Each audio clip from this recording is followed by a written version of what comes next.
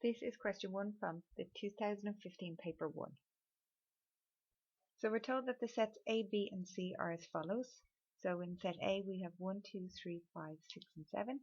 And in B we have 2, 3, 4, 5, 8, 9. C we have 1, 4, 5 and 10. We're told to complete the Venn diagram below. So the first thing that we have to do is to fill in what is in the intersection of all three sets. So A, it over B, it over C. So we're looking for the elements common to all sets. So it's good to kind of highlight the ones that are common to all, but I wouldn't kind of scribble them out or put a line through them because we might need to double check them later on. So 5 is the element that's common to all. We're going to include that. After that we fill in the values that are common to A and B, for example B and C, so the inner rear sections.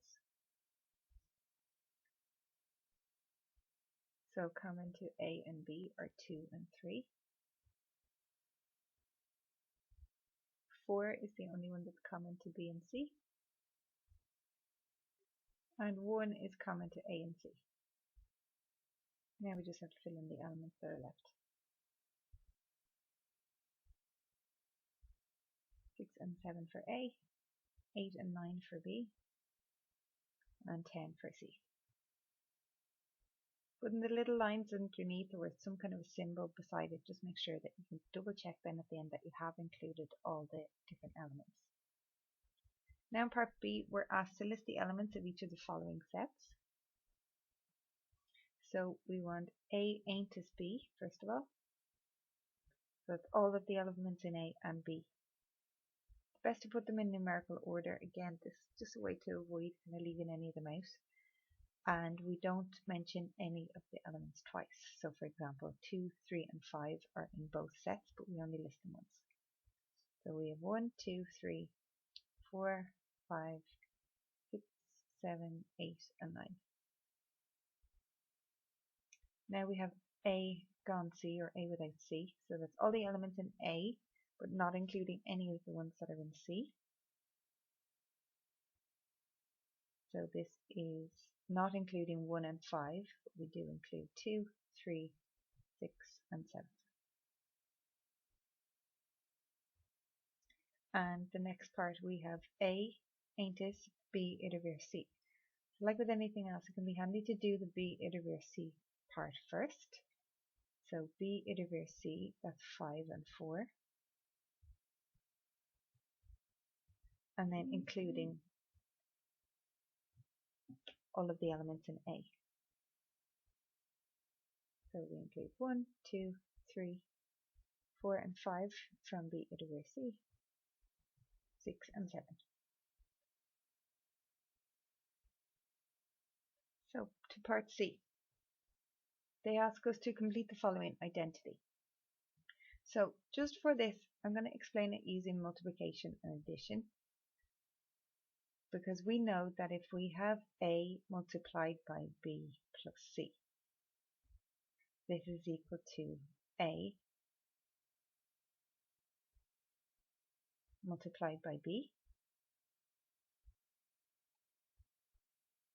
plus A multiplied by C.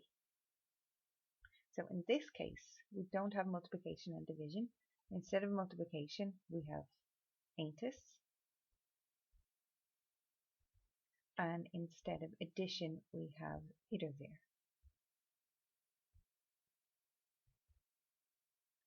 So instead of A ain't it, B it over C that we have here, we can use the same kind of operations as multiplication and addition.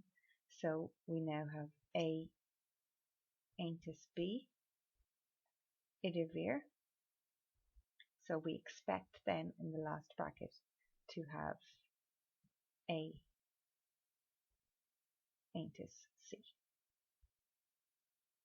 So just to recap on that again, it's the same as when we're multiplying out brackets. We have A ain't it B it over, because we have that here, and A ain't it C.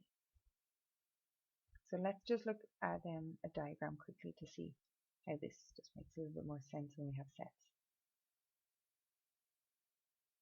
So we'll just look at a sketch of the three Venn diagrams. and I'm going to shade in what we have for A union B iterator C. So again, we're going to start with what's in the brackets.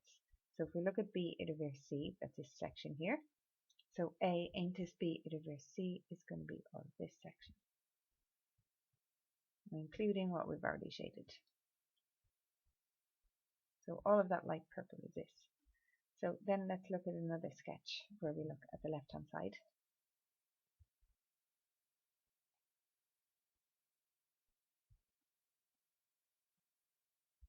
This time again we'll do what's in the brackets first. So A union B, that's all of A and B. And then A union C, that's all of A and all of C. So A union B, iterator A union C, we're just looking at the area that I've shaded in purple and pink on the left. So I know it's a little bit messy, but the area that's purple and pink is all of this here. This is purple and pink as well.